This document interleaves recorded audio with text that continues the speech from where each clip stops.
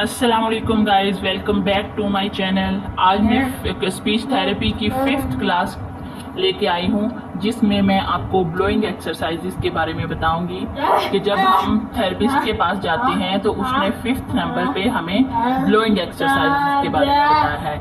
Blowing exercises में आएगा, सबसे पहले ये लिखा हुआ है बाजा बजाना है। बाजा अब कैसे बजाना है? ये बाजा तो सिंपल सा जो मिलता है 10-20 रुपए का मिल जाता है, तो हमने वो बाजा लेना है और बच्चे को उसकी प्रैक्टिस करवानी है। उससे मसल्स जो मुंह के हैं वो मजबूत होंगे।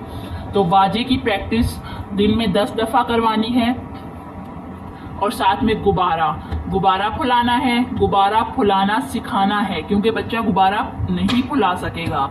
अगर वो थोड़ा सा भी फुला लेता है तो काफ़ी है, ज़रूरी नहीं है कि बहुत ज़्यादा जो है वो बड़ा सा करे तो तभी है। बस हमें मुंह की एक्सरसाइज चाहिए।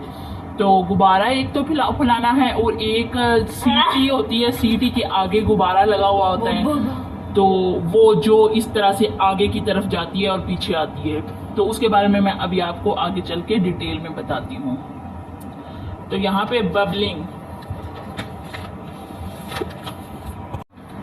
बबलिंग हमने 15 फूंके मरवानी है। बाउल में पानी लेना है और उसमें पाइप के जरिए से फूंके मरवानी है। तो अभी मैं आपको सारा कुछ जो है वो प्रैक्टिस करवा के दिखाती हूँ। अभी फिलहाल आप यहाँ से देख लें कि हमें 5वें नंबर पे जब हम क्लास लेंगे तो उसमें हमें क्या क्या सिखाना है बच्चे को। तो ये यहाँ है च्यू वेज एंड फ्रूट्स। जो सख्त फ्रूट्स और सब्जियां हैं वो बच्चे को चबाने की आदत डालनी है। अमूमन इस तरह के बच्चे जो है वो सख्त चीज़ें खाने से परहेज करते हैं, क्योंकि उनके मसल्स ही इतने स्ट्रॉन्ग नहीं होते हैं कि वो सख्त चीज़ें खा सकें। तो हमने ये आहिस्ता आहिस्ता से प्रैक्टिस करवानी है इनको। तो वो भी मैं आपको आगे वीडियो में बताती हूँ कि किस तरह से हमने प्रैक्टिस करनी है।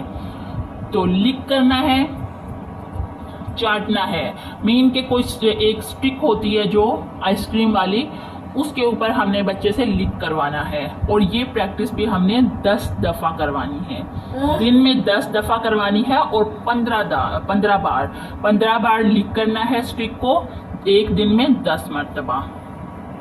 तो आई होप सो आपको ये ब्लोइंग एक्सरसाइजेस के बारे में अच्छे से इंफॉर्मेशन मिल गई होगी। तो अभी हम इसकी प्रैक्टिस करते हैं। चलिए आइए स्टार्ट करते हैं डेमो। अस्सलामु अलैकुम, अस्सलामु अलैकुम, अस्सलामु अलैकुम।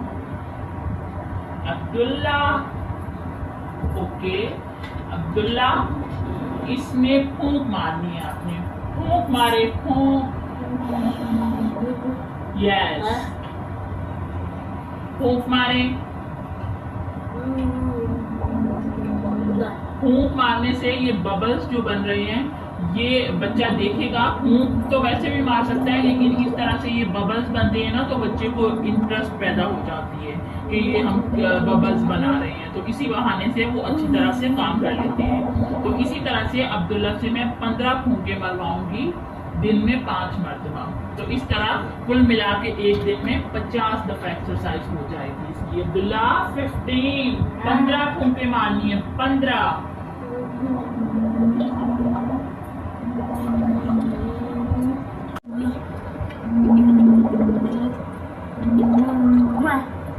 अच्छी तरह फूंक मारे, अच्छी तरह जोर से।